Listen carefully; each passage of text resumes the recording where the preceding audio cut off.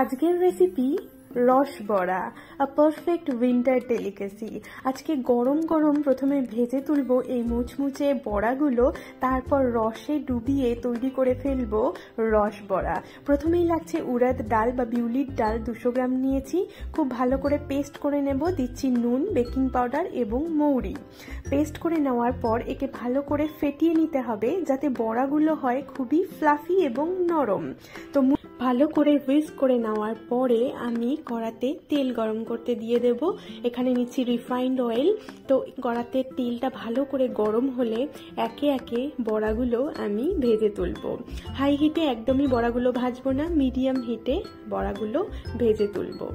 দেখুন কি সুন্দর কালারটা এসেছে। একে একে আমি বড়াগুলো ভেজে তুলব। তারপরেই বড়াগুলোকে দিয়ে দেব সুগার সিরাপের ভেতর। দেখুন কি সুন্দর ফুলে উঠেছে, একেবারে মুচমুচে এই বড়াগুলো তৈরি হয়ে গেছে।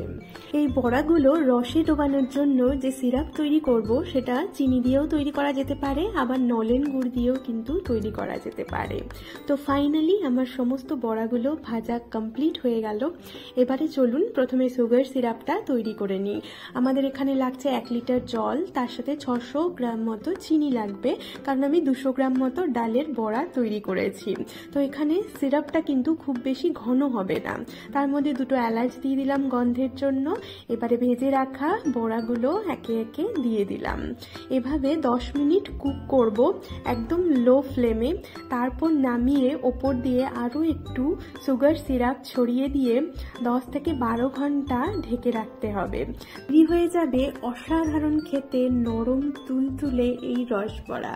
আপনারাও টেস্ট করুন, বাড়িতে তৈরি করুন এবং জানান আমার রেসিপিটা কেমন লাগলো। যদি ভালো লাগে লাইক, শেয়ার, কমেন্ট করতে ভুলবেন না এবং চ্যানেলটিকে সাবস্ক্রাইব করে সাথে থাকবেন। সবাই খুব ভালো থাকবেন। ধন্যবাদ।